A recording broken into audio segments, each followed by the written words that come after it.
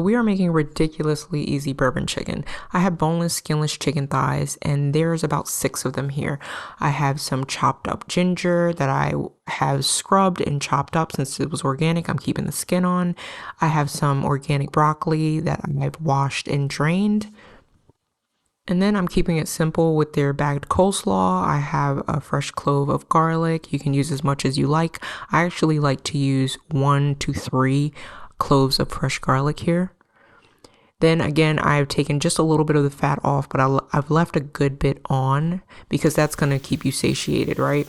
I added that to a pan with some coconut oil, and I'm going to sprinkle in that ginger once the chicken is almost done. Boneless, skinless thighs are perfect for this.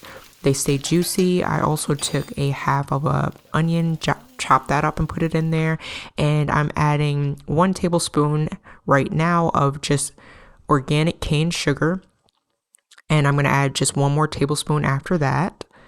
Once it's I want to make sure that it's nice and dissolved and it's caramelizing.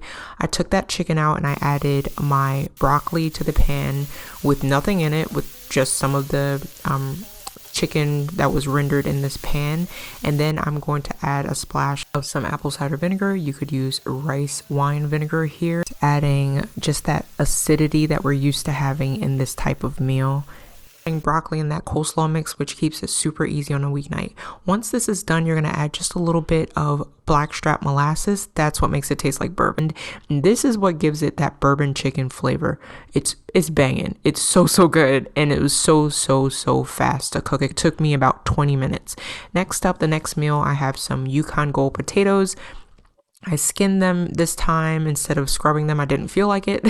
So if you want extra fiber, you can leave that on. I put a couple dollops of some coconut oil that was softened and some rosemary. This was a lazy meal. I did not feel like cooking. I have some unbleached parchment on the bottom of a cookie sheet and some salt. These are the organic chicken thighs that I love to get from Sprouts. Once those potatoes are pretty much done, I cook them at the same time, but I'm showing you at separate times. I just cooked them on separate pans. I just added some seasoning, some salt, and that was it. That was dinner. Then I had some, I always like to put something green with dinner. If I really don't feel like cooking, I'll do a salad. If not, I'll do a frozen vegetable that I have on hand.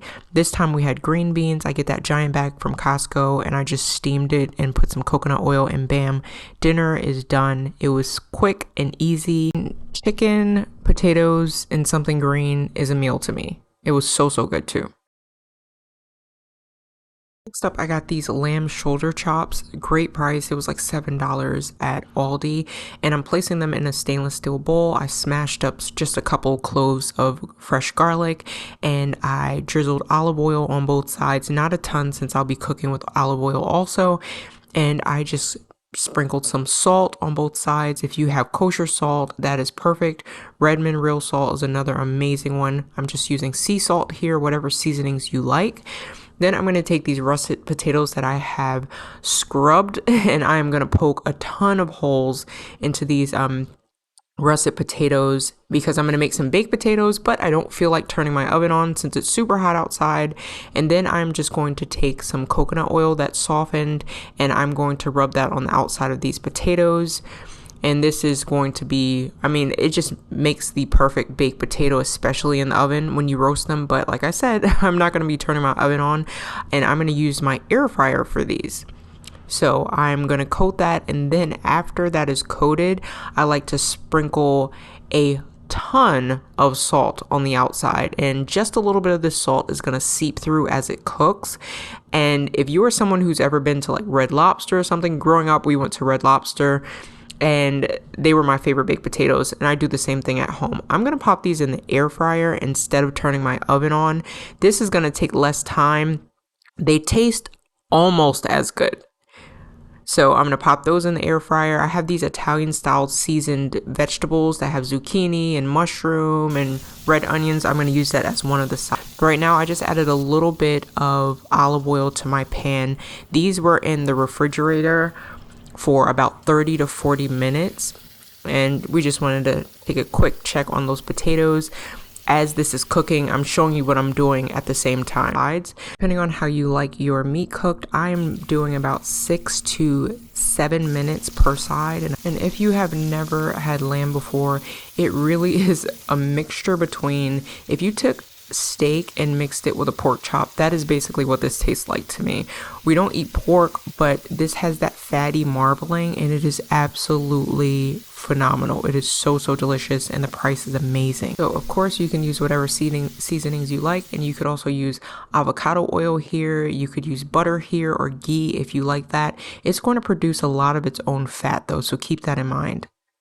So next, I am just going to plate this up. When this is done, you can strain this on a paper towel. This is my husband's plate, so I gave him a full chop, and he has one of those baked potatoes from the air fryer, and he's paired his with strawberries. For mine, I'm doing that vegetable blend that I showed you, and I had to share with my son, so that's why it looks like part of mine is missing, because it is. Hashtag mom life, right? We gotta feed the kids. For more videos like this, subscribe to the Style and Stewardship channel. Until next time, your life matters, what you do with it matters, so what will you steward well? Peace.